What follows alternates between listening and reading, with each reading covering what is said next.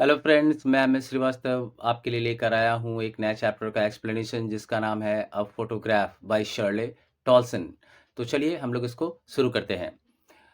First stanza से the cardboard shows me how it was when the two girl cousins went paddling, each one holding one of my mother's hands and she the big girl swam 20 years और so। जैसा कि आप देख रहे हैं, मैंने एक वर्ड हाईलाइट किया है, पैडलिंग। पैडलिंग का मतलब वॉकिंग होता है। The poem begins with the poetess looking at a photograph. Actually poetess जो है वो एक फोटोग्राफ को देख रही हैं। It is framed in a cardboard. ये कार्डबोर्ड में फ्रेम है किया हुआ। And shows a scene from the past when the poetess mother along with the two girl cousins went for walking on the sea beach. Means ये उस वक्त की photograph है जब पोएटिस की मदर अपने दो कजन्स के साथ सी बीच पर वॉकिंग के लिए गई थीं, जैसा कि आप पिक्चर्स में देख सकती हैं। Each girl cousin was holding one of her mother's hands. और दोनों कजन लेफ्ट और राइट में उनकी मम्मी का हाथ पकड़े हुए हैं। The mother was the oldest of the three and was around 12 years old at the time. Means when the photograph was taken, the mother was 12 years old. उस वक्त वो 12 साल की थी मम्मी। अब आगे हम लोग देखते हैं। All three stood still to smile through their hair at the uncle with the camera, a sweet face, my mother's, that was before I was born. And the sea, which appears to have changed less, washed their terribly transient feet. मैंने यहाँ पे दो important words को highlight किया है। Terribly जिसका मतलब होता है एक्सट्रीमली यहाँ पर, और ट्रांजिएंट का मतलब शॉर्ट लिव्ड, टेम्पररी, मतलब जो कम समय के लिए हो। ये स्टैंजा बहुत इंपॉर्टेंट है। एक एक लाइन इसका इंपॉर्टेंट है। आपसे बहुत सारे क्वेश्चन पूछे जा सकते हैं इस स्टैंजा से, तो इसको आप ध्यान से देख लीजिए। The photograph which was taken by her mother's uncle shows the speaker's mother and her two girl cousins standing still and smiling at the camera. आपसे पूछा जा सकता है कि फोटोग्राफ किसने लिया, तो आपको याद रखना है मदर्स अंकल। और उस फोटोग्राफ में कौन कौन है, तो स्पीकर की मम्मी है और उनकी मम्मी के दो कजन्स हैं, girl cousins, and they all are standing and smiling at the camera. अब also the picture shows their hair fluttering in the wind. आप चूंकि सी बीच पे है तो विंड के कारण जो बाल लहराते रहते हैं, तो उनके जो बाल हैं वो फ्लटर कर रहे हैं, रफल कर रहे हैं विंड के कारण। Then the speaker describes her mother's face as sweet. फिर वो कहती है मेरी मम्मी का फेस कितना स्वीट था उस वक्त, 12 साल की थी। आप वापस पिक्चर में आप देख सकते हैं जैसा कि दिखाया गया है, कितना स्वीट फेस को शो किया गया है। आगे हम लोग चलते हैं। Suggesting that photograph was taken before speakers own birth. वो कहती है मेरे जन्म से पहले ही ये तस्वीर ली गई थी। ये मम्मी तो उस वक्त 12 साल की ही थी। फिर अगला लाइन है, ये जो आप फिर से मैं दिखाता हूं आपको, सेकेंड लास्ट लाइन और last line. And the sea which appears to have changed less washed their terribly transient feet. आपको आ सकता है कि इस दोनों लाइन का मतलब क्या है, डिस्क्राइब करिए। बहुत इंपॉर्टेंट लाइन है। इसका मतलब है see for the rats that their footprints were washed away by the sea soon after they were formed. आप जैसे कि आप सी बीच पे चलते हैं तो सैंड पे जब आपके फुटप्रिंट्स बनते हैं तो समुद्र का पानी आता है और आपके फुटप्रिंट्स को बहाकर ले जाता है, मतलब खत्म कर देता है। ठीक है ना। But sea has stayed the same over the years. लेकिन सी में कोई चेंजेस नहीं है। सी पहले भी वैसा था और आज भी वैसा है, लेकिन उन दोनों के जो फुटप्रिंट्स, तीनों के जो फुटप्रिंट्स बने थे उस सैंड पर, वो फुटप्रिंट्स शायद अब देखने को नहीं मिलेंगे। मैसेज इंपॉर्टेंट इन दोनों लाइन का। इन दोनों लाइन का मतलब आखिर हिडन मीनिंग क्या है, ये तो लिटरल मीनिंग हो गया। What is the implied meaning? These lines basically suggest a sharp contrast. Sharp contrast का मतलब obvious difference to mortal human life with the permanence and immortality of nature. Author यहां बताना चाहता है कि ह्यूमन का जो लाइफ है वो शॉर्ट लिव्ड है, मतलब आज जन्म लिए तो कल मरना है। लेकिन नेचर जो है परमानेंट है। और इमोर्टैलिटी का अटैचमेंट नेचर से दिखाया गया, मतलब कि नेचर जो है कैनॉट बी डिस्ट्रॉयड और एवर लास्टिंग है और कभी नहीं खत्म होने वाला है। मीन्स परमानेंट है और अमर है, और हम लोग जो है मरणशील है। ये बेसिकली बताना चाहती हैं ऑथर इन दोनों लाइन की तरफ से। अब चलिए हम लोग अगले स्टैंजा में चलते हैं। Some 20-30 years later she would laugh at the snapshot. Snapshot का मतलब यहाँ फोटोग्राफ है।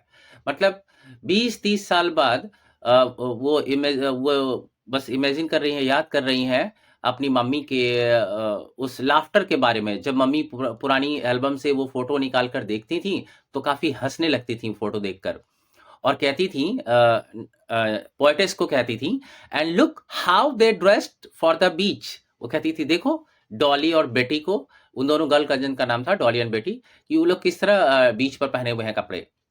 The sea holiday was her past, mine is her laughter, both wry with the laboured ease of loss. यहाँ फिर से लास्ट 2 लाइन्स बहुत important है। राई का मतलब कवर अप है, यहाँ पर हाइड करना है यहाँ मीनिंग। चलिए इसको समझते हैं। ये स्टैंजा भी बहुत इंपॉर्टेंट है, अच्छी तरह से देखिएगा एक एक line. In this stanza she describes how the speaker's mother would later look back on the photograph and laugh at how she and her cousins Betty and Dolly were dressed for the beach. वो मतलब photo देखकर उनकी mummy हंसते रहती थी 20-30 साल बाद, और कहती थी देखो बेटी और डॉली किस तरह कपड़े पहने हुए हैं। The sea holiday that is captured in the photograph was part of the speaker's mother's past. But for the speaker, it is her mother's laughter that has become her own past. अभी बहुत important line है। यहाँ आपसे पूछा जा सकता है कि इस स्टैंजा को एक्सप्लेन करिए। आप फिर से देखिए यहाँ पर फोर्थ लाइन का सेकेंड पार्ट देखिएगा। Fourth line second part, the sea holiday was her past and mine is her laughter. तो पूछेगा what do you mean by this line. तो आपको बताना है यहाँ पर कि मम्मी का जो फेवरेट मोमेंट था वो सी हॉलीडे था, और पोएटेस का जो फेवरेट मोमेंट है वो मम्मी का हंसी था, लाफ्टर। जब मम्मी हंसती थी ना उन फोटोज को देखकर, तो पोएटेस को बहुत अच्छा लगता था।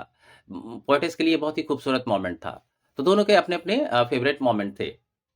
अब जो सबसे इंपॉर्टेंट लाइन है, both wry with the laboured ease of loss, इसको ध्यान से देखिए। यहाँ पे क्वेश्चन बहुत आता है।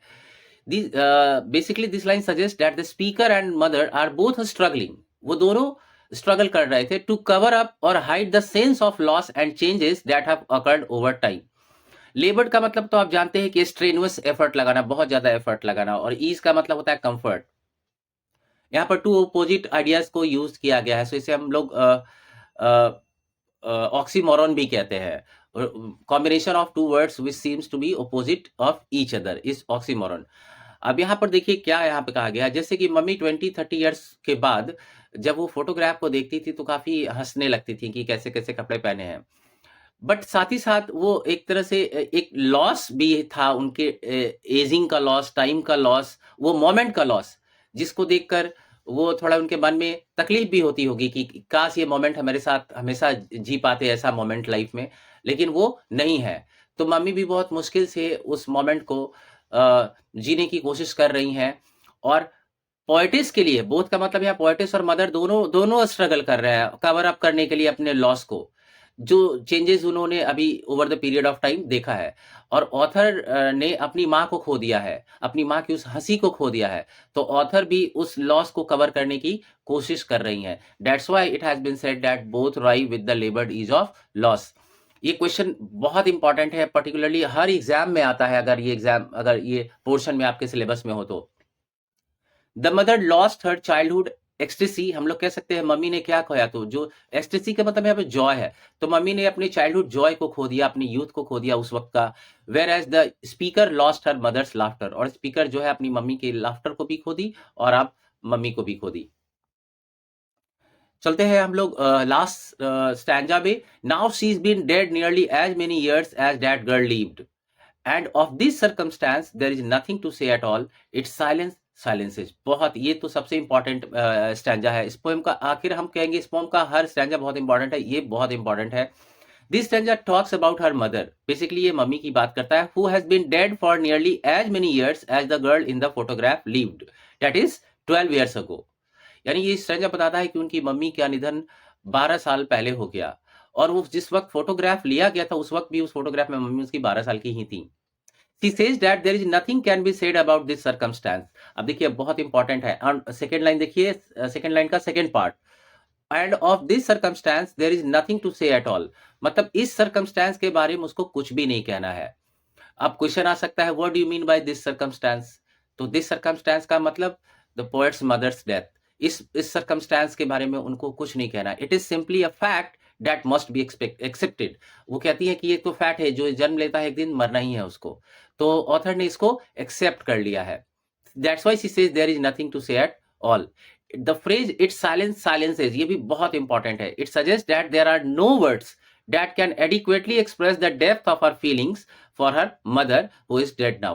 कह रहा है कि कोई शब्द नहीं है। अब इट्स साइलेंस का मतलब कि किसका साइलेंस? तो उसकी मदर का जो डेथ है, जो उसके जीवन में खालीपन हुआ है उनकी मदर के डेथ के कारण, तो उसका जो सन्नाटा है उसको एक्सप्रेस नहीं किया जा सकता किसी भी वर्ड्स में। उनकी फीलिंग्स को, ऑथर्स मदर की फीलिंग, ऑथर्स की फीलिंग को कोई भी एक्सप्रेस नहीं कर सकता, कैसे भी एक्सप्रेस नहीं किया जा सकता। The use of repetition in the phrase silence silences reinforces, मतलब स्ट्रेसेस, ये जोर देकर इस आइडिया को बताता है कि the author is speechless now. वो कहती है इट्स साइलेंस साइलेंसेज, मतलब इसका जो सन्नाटा है सबको खामोश कर देता है। मतलब उनकी मौत, उनकी मम्मी का मौत के कारण जो सन्नाटा पसरा है उनके जीवन में, इसने हर चीज को साइलेंट कर दिया है। She has become speechless, which emphasizes the enormity of the loss। enormity का मतलब ह्यूजनेस, मतलब लॉस इतना बड़ा है that the speaker has experienced, जिसको स्पीकर ने एक्सपीरियंस किया है, फेस किया है, उसको वो एक्सप्रेस नहीं कर सकती। अब मैं आपको बता दूं कि अभी तक का best figure of speech explanation मैं आपको देने जा रहा हूं इस चैप्टर का। आप किसी भी किताब में, किसी भी चैनल पे, किसी भी प्लेटफॉर्म, वेबसाइट्स पे आपने इतना अच्छा डिस्क्रिप्शन नहीं देखा होगा फिगर ऑफ स्पीच का। बस 2 मिनट में आप जल्दी से देख लीजिए और आप खुद डिसाइड करिएगा। पर्सोनिफिकेशन इसमें यूज हुआ है, giving human qualities to non human beings is called personification.